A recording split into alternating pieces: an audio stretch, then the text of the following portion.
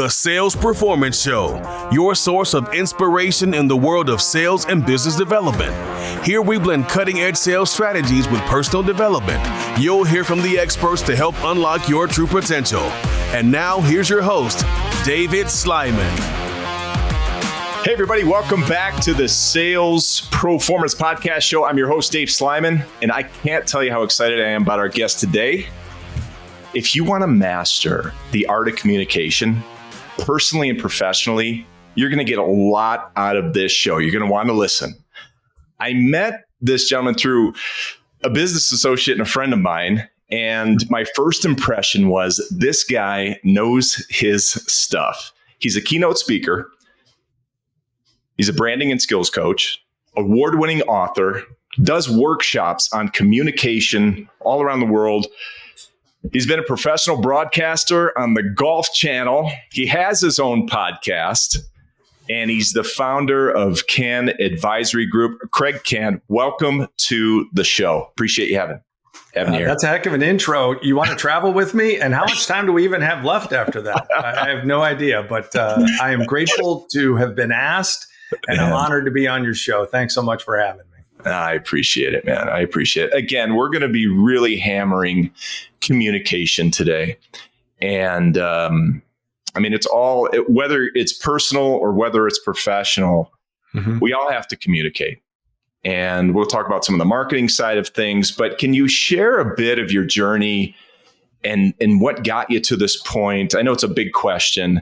But how you've gotten here to this point and really touching the lives of people across the country, personally and professionally, on being able to market and communicate. Well, I actually don't know how I got here, and I think that's something that a lot of people don't know because they set off on a journey and they think their career is going to go in one direction. And I don't think people actually truly think about all the pivots they might make along the way. And I think that's actually something that's really important to think about as we progress in our careers. You know, where might we go? Where might we be asked to go? Where might we not even see that we could go? And I think you have to prepare for all those things. But I'm the guy that at 7 or 8 years old knew exactly what I wanted to do. Okay. I wanted to be a sportscaster. That's all I wanted to do. My parents, for my birthday one year, got me a tape recorder and a microphone. And I sat in my room at 7 or 8 in Chicago on the second story of my 2-story house in my bedroom with orange shag carpeting. And I broadcast my own games. I made them up. The Bulls, the Blackhawks, the White Sox. I mean, I was that guy. You know, my friends could come over and they could be a part of it, but they didn't get the mic. I was the host. Even my brother wanted to come in. He couldn't do it. I had the microphone. And so, I would pretend like I was doing the Bulls game down the stretch, just like Jim Durham did. And I idolized him. And then all of a sudden it was Bulls beat the 76ers 103-100. We're back with a post-game show brought to you by Pepsi-Cola right after this. Now, I wasn't very good at it back then, but that's what I did.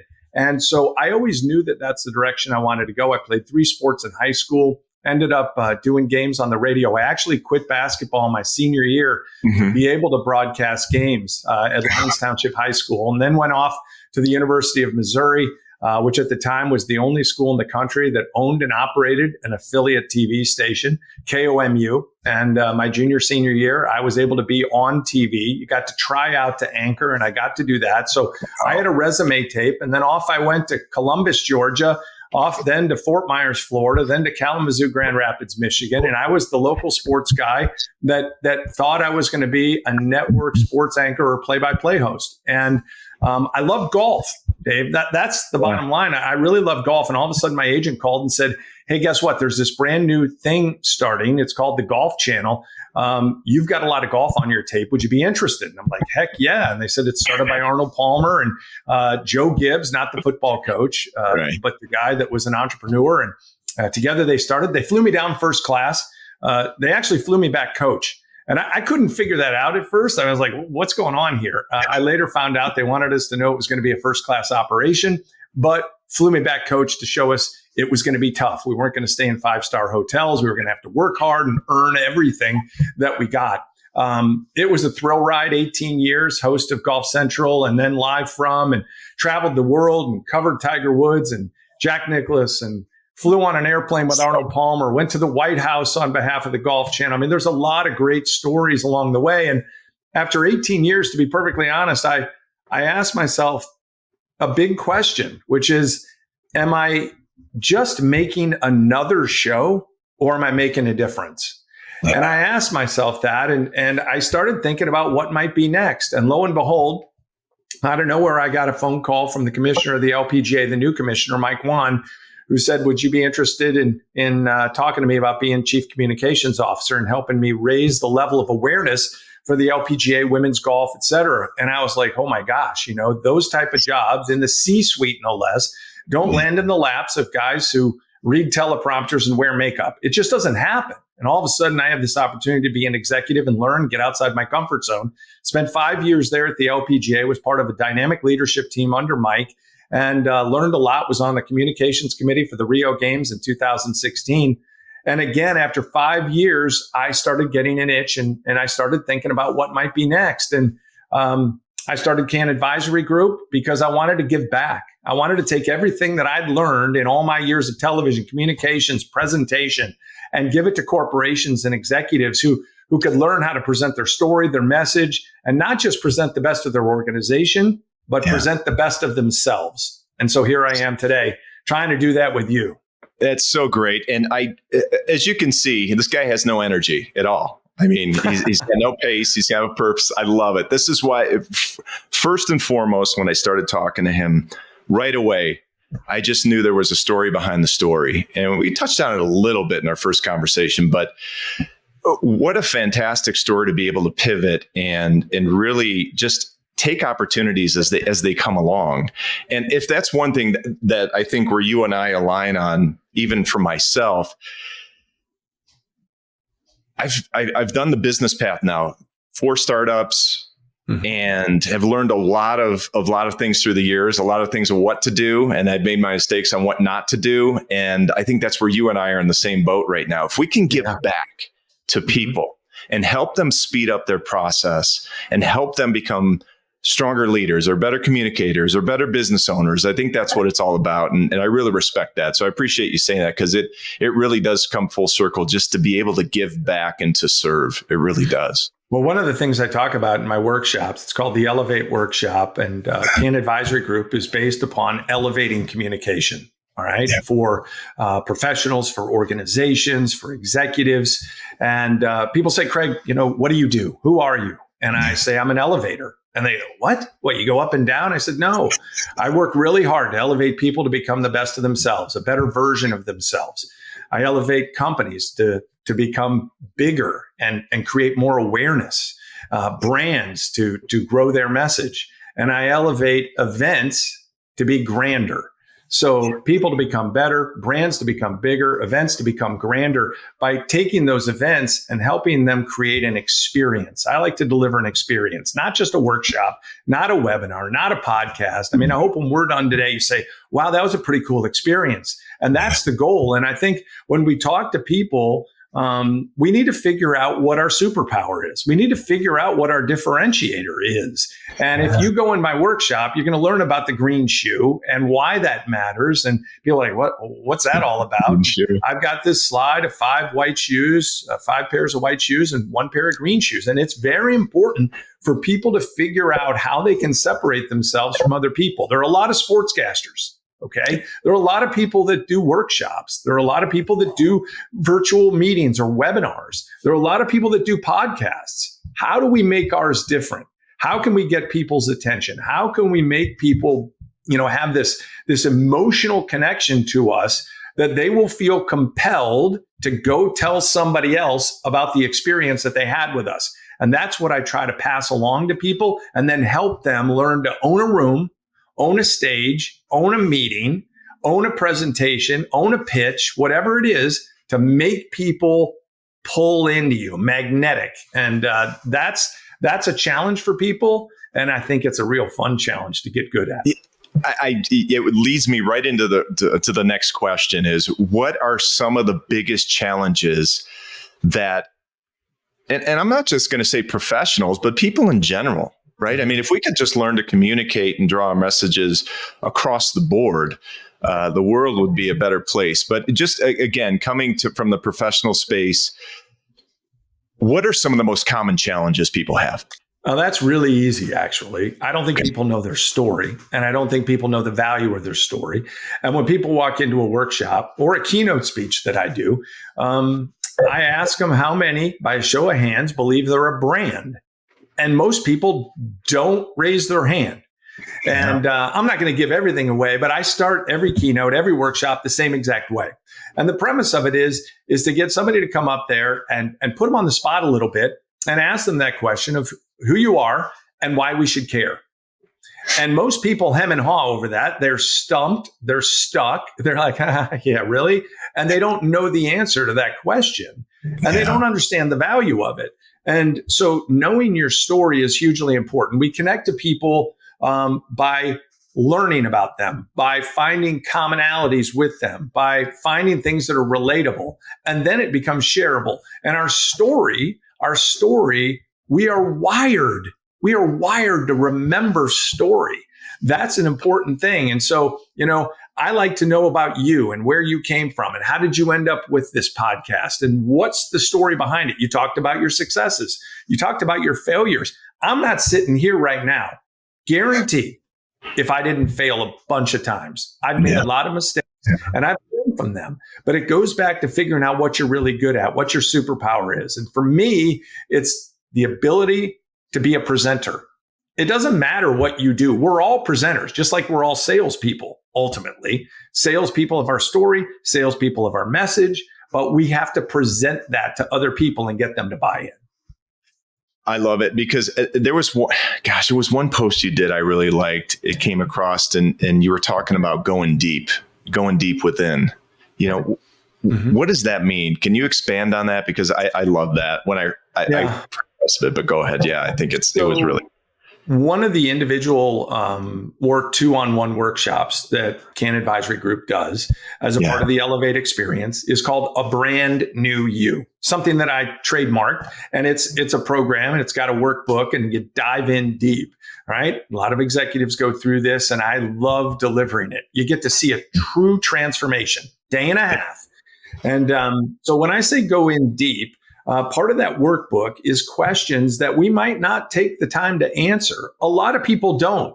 And to watch them have to fill it out and think about it, tell me 3 things that we need to know about you that make you stand. Tell me 3 experiences in your career that shaped you. Tell me 3 stories during the tenure of your current job that we need to know about that show us the value you might bring. So those are just a few of them, right? But we go through this process, and then what I'll do is I'll have them talk about it.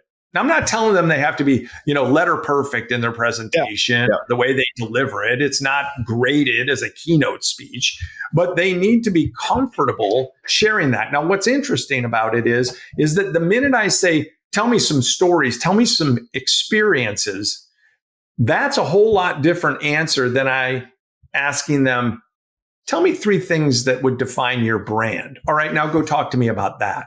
Well, they're going to struggle with those. Yeah. Right. But if I tell them, ask me about their story, ask me about their experiences, then they can talk about those things. Those things are easy because why?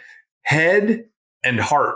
Right? The passion that you have over the things you've experienced in your life and the memory that you have to be able to go put that out into the universe. Now, the one thing that's interesting, and I'll throw this out at you. I don't know if you're wearing a watch right now. I'm wearing a watch. Okay. Here it is. All right, good. I know that it's got a black band. All right. Beyond that, if somebody said, Kraig, I want you to not look at your watch, even though I look at it multiple times a day, multiple times a week, multiple times in a month, I want you to draw it for me. Now, I can tell you right now, Dave, I don't know if it's got Roman numerals or regular numbers. I don't know if it's got a date on it. I don't know what the colors are inside. I know it's a black watch. So if I'm wearing black, gray, whatever, it works for me. Right? Yeah. Why don't we remember that? Why can't I draw it like that when I look at it all the time? Because it's not sticky. All right. That's sticky, man. And that is an important part of communication. Our message needs to be sticky. It needs to be memorable. It needs to be clear. It needs to be concise. And we need to be sticky. So I do keynote speeches. I deliver a message. There isn't a person out there that communicates that's anything without starting with their message. All right, that's great. You got to have one. Now, it's not just how I present that, the information that I'm there for. It's how I present myself. I need to be sticky. And so it's very important that I get them to connect with me and that they not only can say, hey, guess what? That keynote speech was on becoming a better brand, a brand new me. But Kraig Kann is the one that told me about that. That's what I need to have happen. I love the sticky. We used to do this. So I come from the marketing and advertising space, the print, digital space. And years back, a company I had that grew pretty large was in the direct mail, postcard, digital marketing space. And we used to do this exercise in training. And I would take an ad that wasn't, let's just call it not a strong ad, had a bunch of stuff on it, really confusing and all that. And then I took another ad that was structured well, clean, clear offer, had a good bones about it. And I took those two ads and I wouldn't show it to anybody prior. So I'd bring somebody up and I'd go, okay, this is a person looking at this ad. And I'd show them the ad and I'd give them 5 seconds and I'd count it out loud. 1, 2, 3, 4, 5. And I'd pull it away and I say, tell me what you remember about that ad. And they'd remember one. I'd start asking them questions even about, or what was the offer? What was that? What was the company? And they could probably answer about 20 to 30% of the information I gave them. Next one is I put the second ad in place, the clean one, great bones, all that good stuff. Same time limit, looked at it, pulled it away, asked them, they answer 70% of the questions right. So the stickiness, I love when I haven't heard that term. I mean, I've heard the term, but I haven't used it or heard it in that format. But the stickiness I love, because that's essentially what we were trying to do in the marketing space, was in the advertising spaces, get stickiness quick, because you only have a certain amount of time to keep people's attention and really drive the point through. So I think that's great. Yeah, that's the name of the book I wrote. Can you get our attention? And it's not easy. Average attention span, if you read everything, is about 8 seconds. That's not a lot of time. Although some guy in one of my workshops raised his hand and said, Kraig, I beg to differ with you. And the whole room was like, okay, where's this going? And the guy says, you know what? I was a professional bull rider for 18 years. And I'm here to tell you 8 seconds is a really long time. I'm like, yeah, you got me on that one. Okay. But 8 seconds, look, if I bring somebody up there and they only have 8 seconds to kind of get people, that's as long as it takes to change the channel on a remote. That's as long as to change the dial on the radio station, in your car. We can do a lot of things quickly in 8 seconds, but can you get people's attention? And then can you get them to go talk about it afterwards? So when I'm speaking in front of an audience, couple of things. My main job is to make people remember what they're supposed to remember. In other words, why am I there? What's my message? Why did they bring me there? What's my expertise? What's my value add to the audience? Make them remember what they're supposed to remember. That's number one. But number two is to make them remember that I was the one that delivered that message, that it's attached to me, that it's sticky to me. The sticky notes, like the yellow sticky notes, same thing. We're trying to do that. Now, how do I do that? What I do is I start with the end in mind first. I always think about, what do I want people when they walk out the door? And this goes for any company, any message, any marketing, anything in my book. Okay. When they walk out the door, what do I want them to say?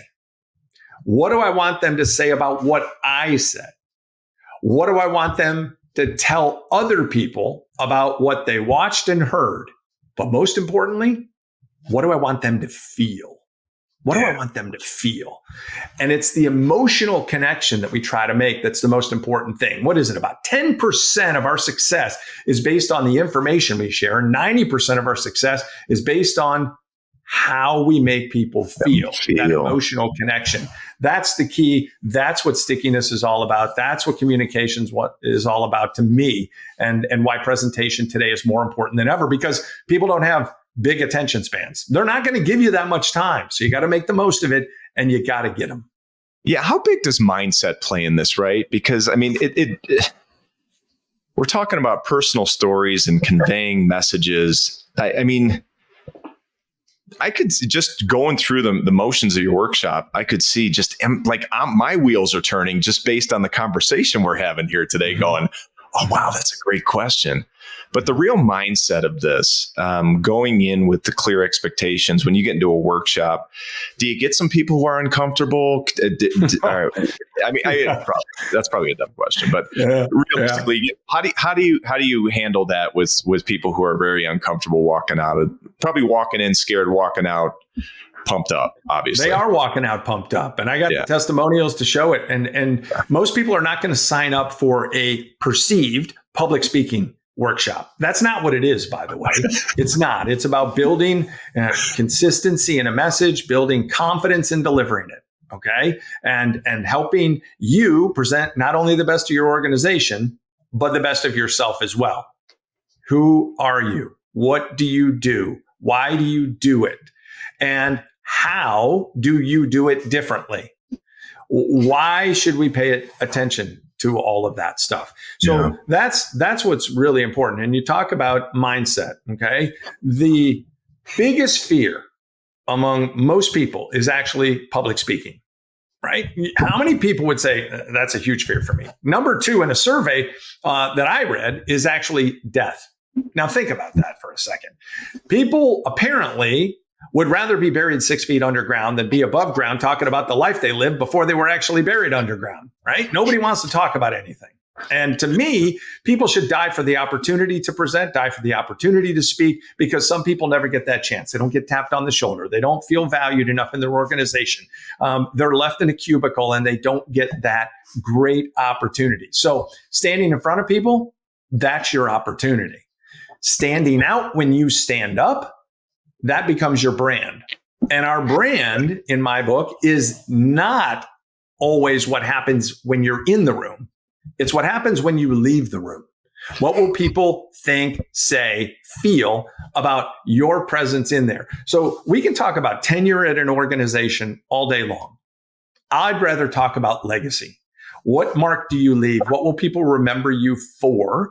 And that's the important thing that I try to get people to learn, that we try to get people to learn, Kann Advisory Group. How do we elevate our communication to make sure that we've made not just a paycheck, but we've made a difference and we've communicated enough about our organization? The last thing I say about that, you talked about the mindset, so I'll give you the mindset.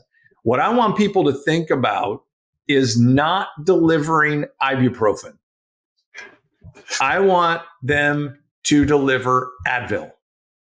I want them to become not generic in their delivery, in their communication, in their presentation, but authentically become a dynamic brand voice of themselves and of their company. That's what we try to do. And if you're listening to this, there's points in podcasts that I give where I'm like, you know what, you need to rewind that deal. Take that segment about a minute and a half that Kraig just talked and rewind that, because that is some powerful shit right there. If you really take that in, it is, I'm telling you, sitting here listening to that, you run that back. That's some really great stuff that you're putting out there. And I want to go back to the public speaking thing. Okay. Cause that's the biggest fear in the world. First time ever for me. I was early in my career, maybe in my mid-20s or whatever it was. Okay. I wasn't even speaking. Okay. I was in a convention with a brand that I was representing. I was a franchise brand, and I was in a room with about 12 or 15 people, and they asked a question, and I knew the answer to the question. So I went to answer it, and everybody looked at me and I froze. I started sweating in the back of my neck, and I answered the question in a very faint voice because I could barely breathe anyway. And I said to myself, oh my gosh, I have this fear of speaking in front of people. And I identified it. And I knew at that point and where I wanted to go with my career, I had to get over that. I had to get over it. And the only way that I knew at that point to get over it was to take any opportunity I had, whether it was answering a question, whether it was speaking in front of a group, and I know you've mentioned this too, but get comfortable being uncomfortable, because you will get better at it. And now last week I did a keynote speaking event, some training stuff. I mean, I have the lick, but it's a real thing. I mean, it was a scary, scary thing. So any techniques on how anybody who's thinking about doing some public speaking or maybe can be a better public speaker, is there any strategies, since we touched on that topic, that you feel, just some broad strokes that people should employ or think about?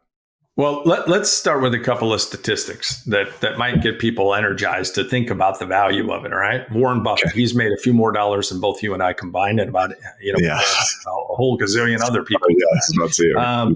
He says you can add to your value 50% more value in pocket money by being really good at public speaking and communication. Right. So there's great value in that. Why? Because a lot of people don't want to do it. And those who can deliver a message the best get noticed, and they get asked more and more often to continue to do the same thing. Most people shy away from it. Embracing it, wanting to be good at it, important. The Carnegie Institute, you probably heard about that. They have a statistic that 85% of our success is actually based on the skill of human engineering. In other words, connection, communication, relationship building, right? The ability to communicate with other people, 85%.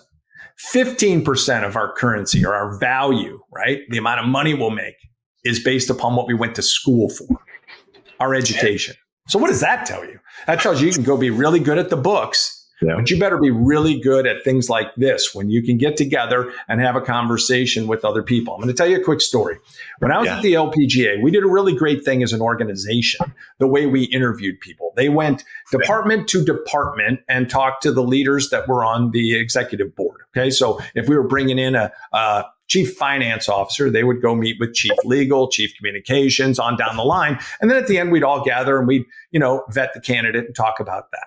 I did the same thing as the leader of communications, chief communications officer. If I was bringing somebody on board to our team, I did the same thing. And then when they came to me, no matter which scenario I just presented, A or B, I did this little exercise. Now, I'm sure you've had a big whiteboard in your office. Most people do have it on the wall. I had one, but then I had a smaller one. It was about 3 by 3. And it was behind my desk, and I called it my 3 things board. I'm a big 3 things guy. We can't remember more than that. You got 10 things, you got none. 3, I can remember that.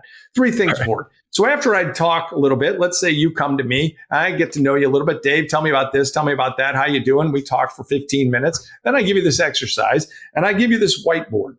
In the left-hand column, 3 things that you've learned about our organization in the interview process, be it 3 weeks, 3 months. What 3 things stand out? Write them down.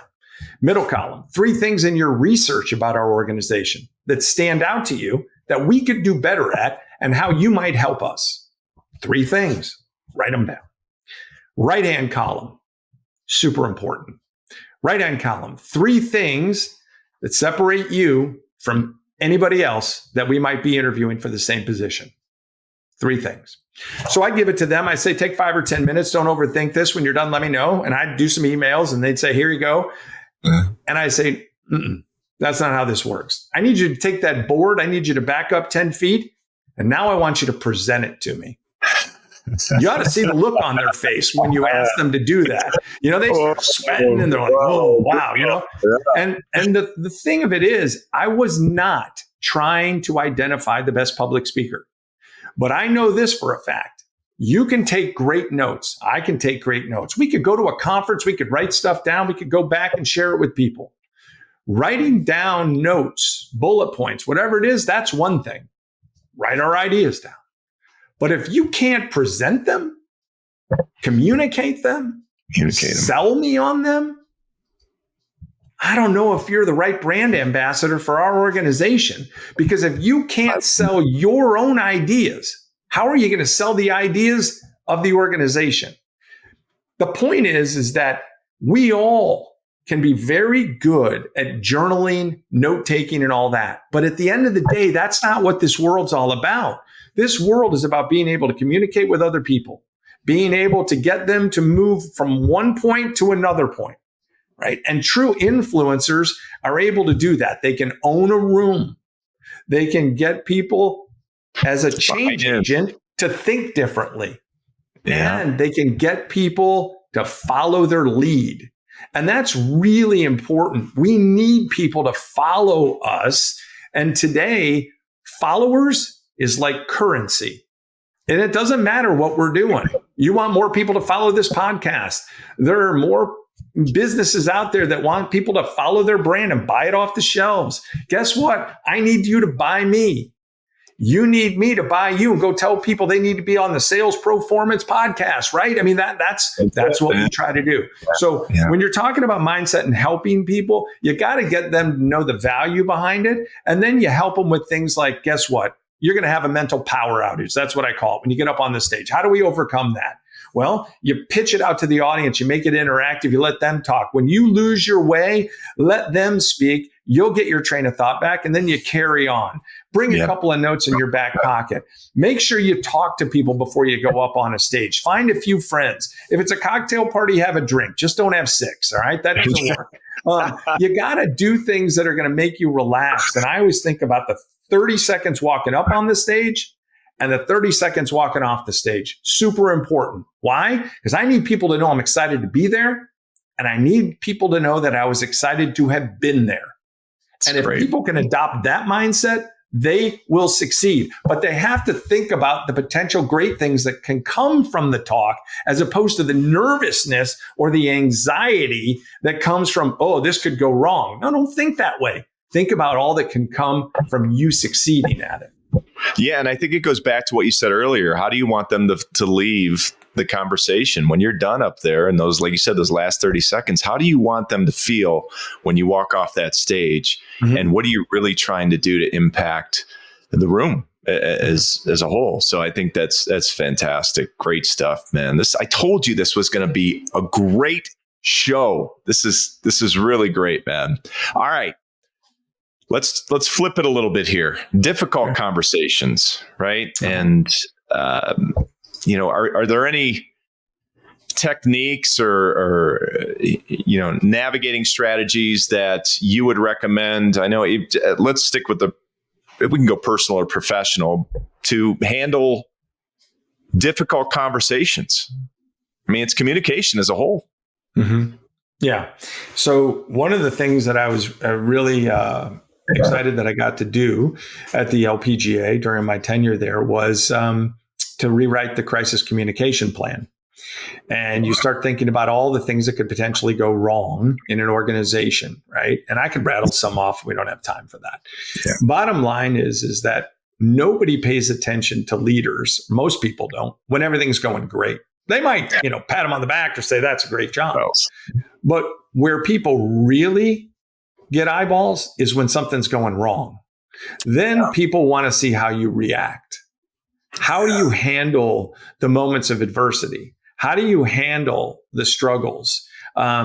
Organizations, internal communication is so big because most people, they want direction. They want to know what the vision is. They want to be able to share it with other people. When there's confusion in the message, confusion in the communication, what that creates is like gossip. It creates people who don't know what their purpose is.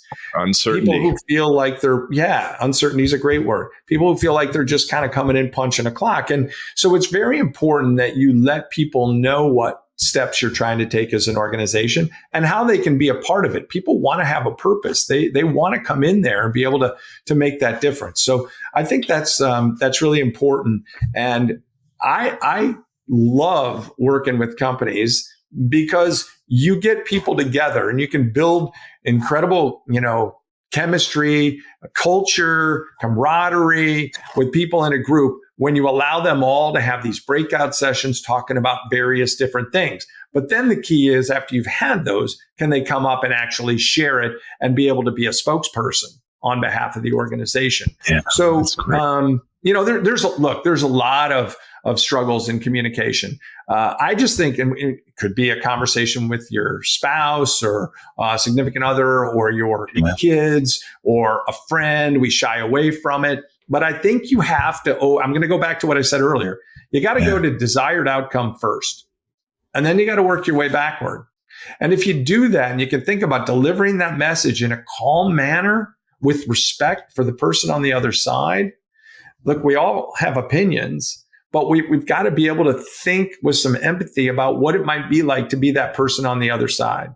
So for me, when I'm on the stage or I'm in a room, everybody in that room is a trophy to me. I got to win them one at a time, and everybody matters. And I think that's really important to make people feel involved. It diffuses tension. Yeah, I think empathy is a great word to use in this. And it was a technique I learned I wouldn't say a bunch of years back, but I don't know, 5-8 years ago, whatever it was. But someone gave me a technique and said, listen, when you're going to have a difficult conversation with someone, personally or professionally, start off the conversation with, you know what? This is probably going to be a difficult or uncomfortable conversation, but we're going to work, but we're going to work through it together. Mm-hmm. So now you're on even ground versus someone looking down on somebody or judging somebody. It's a perspective when you can start off on an even playing field and say, hey, listen, I'm going to listen to what you're going to say. You're going to listen to what I'm going to say, and we're going to work through it together. It really does diffuse things. And I'm not going to say it's a perfect science, but it sure does help a lot when you start off on that common ground. Absolutely. 100% right. You nailed it right there. You got to make people feel like they matter.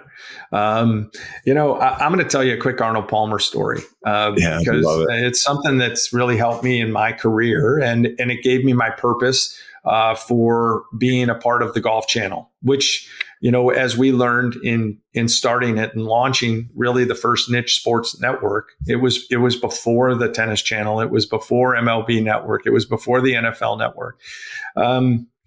I remember this opportunity in 1996. Golf Channel launched in 1995. Okay. And in 96, right after the Olympics, Arnold Palmer was going to open a grand opening of a Palmer designed golf course on the grounds of where they had the equestrian events. All right. And so we went up there, and we were actually going to chronicle the story of opening this golf course. And I was thrilled. They said, Kraig, you're going to get to go. And my cameraman, Al, went with me. And we were on the plane with Mr. Palmer and his pilot. And Winnie Palmer was on the plane as well. She was going along for the ride because after they dropped us off in Atlanta, she was going to go to Carolinas where the furniture, headquarters was for Palmer Design. And so they were going to drop her off and then come back and get us. Mr. Palmer flew the plane. All right. An amazing day. He plays golf with all the dignitaries, and everybody comes out to see him and all that sort of stuff. And we're interviewing everybody. And at the end of the day, he's done. So he goes back to the plane, and we finish off our interviews. And then we walk back, or got a ride back to the private airport, and the plane's there and the stairs are there. And he's at the top of the stairs. And he's like, come on, let's go. And we're like, oh, yes, sir. We get on the plane, throttle back, and he is gunning it to Orlando. All right. And I'm thinking, where's he in a hurry to go? He's got his own plane, but he wanted to get back. So anyway, we get back, and his private hangar at Orlando Airport, immaculate. All right. The floor is like marble. It's pure, and it's got the iconic logo on it.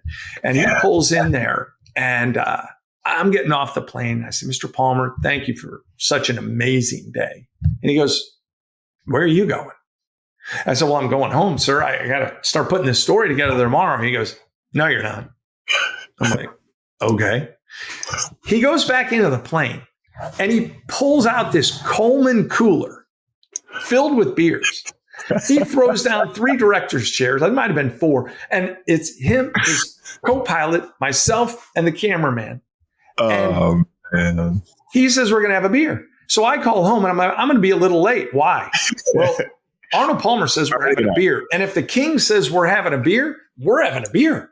And we sat there, I don't know, it might have been an hour, whatever it was. He told stories.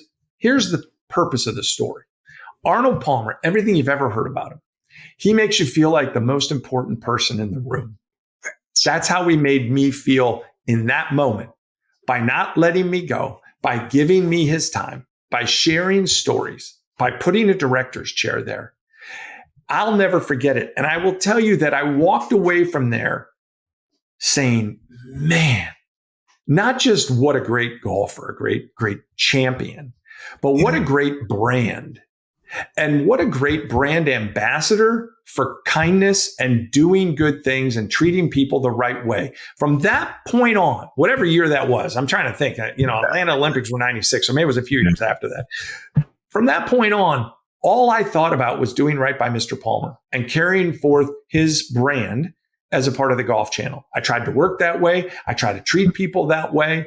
I think that's really important. Now, I have no idea what your question was at this point, but hopefully that story adds a little value. No, man, that's true leadership right there too, right? I always say leader's not the person just standing up in front of the room and speaking in front of a group. I mean, true leadership are those little moments, especially a guy like that who's just like, no, you're sitting down and we're going to spend some time together. Wow, what a story, man. I can only imagine. I just moved into my new place, right? And if you look right over my head, you'll see exactly what's center right in the middle of this room. And it's Mr. Palmer on the bridge waving farewell. And he signed it for me. And I use it as a reminder to think about how we treat people when we're on our own platform and elevating other people along the way, because that's what he did. It's what it's all about, man. It's what we started with. And this whole thing is giving back and helping people elevate their game, or sometimes just listening. I think that's one of the bigger things too, is I was on the phone the other day coaching a guy up, and he just kept talking and talking and talking. It was this and that. I said, okay, I can tell you your first problem right now is you're not listening to the people that you're sitting in front of, the prospects or the people that you're presenting to. You're just talking and talking and talking. So I think listening is another part of I believe is a huge part of communication that has to be really identified, because we all have something to say and we all want to say something, but more importantly, you got to listen to people so that you really understand what you should say sometimes. I think that's what it comes to. A lot of people have something to say, but they really don't have anything worth paying attention to. Everybody's yapping today. Everybody's talking today. Think of how TV has changed. There used to be shows, and believe me, I was a part of it. Early days of the Golf Channel, we were storytellers. We told you about everybody. And now TV across the board, especially in an election year, for gosh sakes, if you watch television now, it's a bunch of talking heads. And what is that? Everybody's got an opinion. So how can you be the person that can get people's attention, give them a message that has real value and a shareable message that other people will be engaged to take in and go share with other people, creating, that environment of you being sticky with conversation and communication. And I think that's a really important thing. You talk about listening and people talk. You know what? I'm going to be honest. There were times when I was first starting Kann Advisory Group, I was so excited about everything I wanted to give. And I'm like, let me tell you about this program. Let me tell you about that program. I'm going to tell you about this one, that one, and under the Elevate experience, I've got the base program, I got the peak program, and I've got the summit program. You can pick off whatever you want, right? Yeah. But ultimately, it's not about what I'm selling. It's what they're willing to buy. And so we have to listen to what they need and then try to be their superhero, if you will, and solve that problem. But you have to listen, because we so often want to tell people what's on our menu.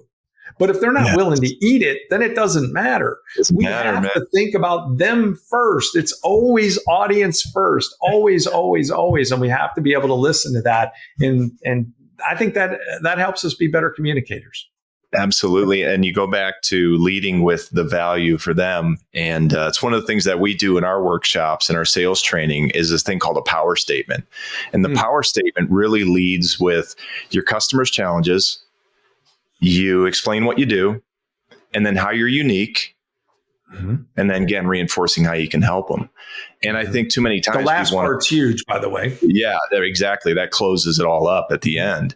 But leading with the challenges ultimately really grabs when you start speaking the language of the prospects or the people, or that they feel like you understand where they're coming from. You just it goes a heck of a long way for sure.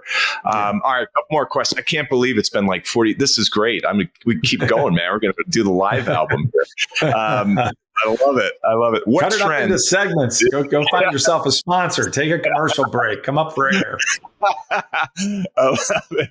What trends do you see emerging in the realm of communication? I mean, there's so many avenues right now, and people love videos. They love the podcast. They love this stuff. Great question. What do you see? Yeah, great. Go ahead. Take it away.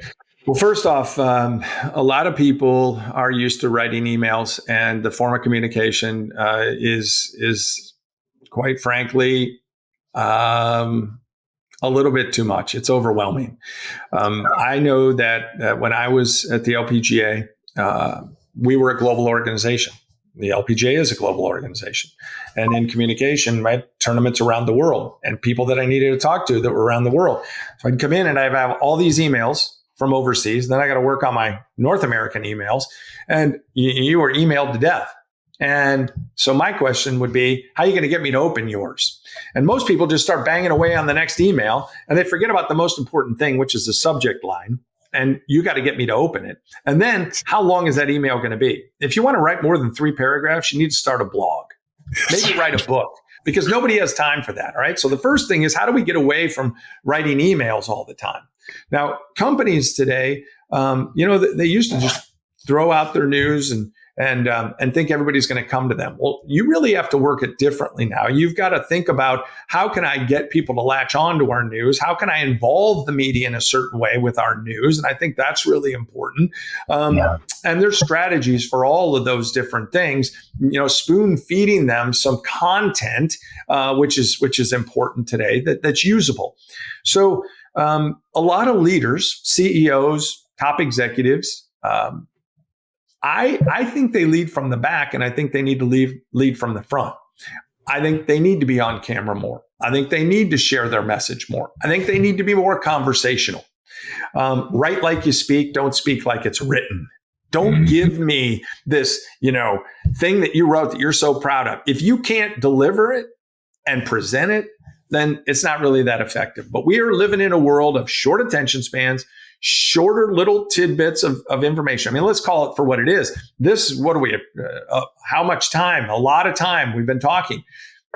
People probably want to consume it in smaller bites. So you got to cut things up and you got to give them a little bit here and a little bit there. That's important. But we have to put our leaders in front of a camera and in front of a microphone. And the camera and the microphone, they are not props. They're not props. They're brand builders. That's what they are. And so we can't shy away from these things, and we have to embrace the camera. I've got a whole virtual program called Win the Web. Why? Because people, this little camera, this a wide open landscape on the other side of it. That's what COVID did for us. So how do we make that our company's advantage, as opposed to just something we do? And so, we live in this world of, I have a 2:00. I got a 2:30. Well, I got to jump. I got a 3. I got a 4. I got to get ready for my, it's insane. We have to give people time. We have to give people ourselves. We have to give people conversations. I don't even like to do phone calls anymore. I like to do them via Zoom or via the little camera. Because why? I want to connect. I want you to see me. You talk about passion. Hopefully that comes across. You might feel it in a phone call, but you're going to see it. And I think people need to not be afraid to communicate via the camera and think about the possibilities that can happen when they do that. That's where the future is. That's so cool. One thing that I use this program called Loom, and I'm not promoting it. I don't have any reason to promote it or anything, but I use it. It's called Loom, and you can record a video and your screen at the same time. You can just record yourself. It's just you, or you can record your screen without you. I mean, there's ways to record, but what happens once you're done, it generates an automatic link. And rather than sometimes I have these emails I put together and answer a question. And rather than sending a big email to a group, I put, please watch this link video to answer the questions. Yeah. And they click on the link and they go, oh, that was cool. Because I didn't want to put a big email together that 75% of the people probably going to just hash over and I read the whole thing anyway. So I agree with you. I think the video, any opportunity to take advantage of videos is huge. Listen, Matt, this has been fantastic. I have really enjoyed this show. We're going to have you back on, bud. We're going to do it again at some point because this was fantastic. I think there's so much more we can unpack as we go along and maybe even dig into an Arnold Palmer story as we get down the road here. But where can people get a hold of you? Where can they find you? All that good stuff. Well, I hope they'll connect with me on LinkedIn first and foremost. That'd be a great opportunity. And they can find me at any social media platform. I'm on Instagram. I'm on X. So I'm not on TikTok. I watch some TikTok. My kids are just, I'd lose them so fast if I was on that. Like, Dad, please, But they can find me. KannAdvisory.com is the website. We're growing. We're expanding.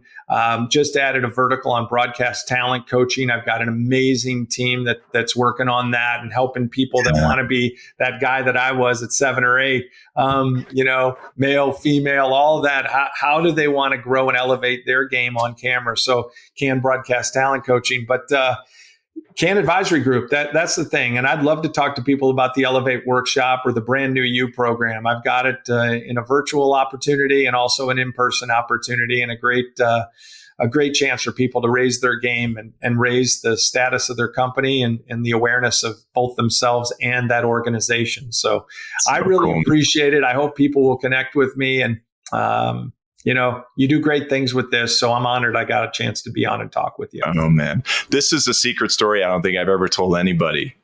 About that age, about 11 or 12, I wanted to be a sports broadcaster too. And I remember my buddy pulling out the camera and I acted like I had it and did it. But anyway, I didn't go down that path. But it was funny that you said that, because I was thinking to myself when you said it earlier, oh my gosh, that was the same story. I was about 12 or 13 doing it. Next time we chat, I'll tell you the story of what happened when I was 11 and 12. And the other thing that I did, if I got my start in sportscasting or broadcasting back when I was 7 or 8, I got my start in marketing, if you will, at 11 or 12. And that's kind of a funny story too, and a little bit embarrassing at this point, but nonetheless. Well, listen, we're going to do this again, man. It was a pleasure having you on the show. Everybody, I hope you enjoyed this show. Check us out at salesproformance.com. Like this show, share it on YouTube, all the media avenues as well. And again, everybody, thank you for listening. Kraig, thanks again for being here. This was wonderful. Appreciate it. Thank you. I appreciate you.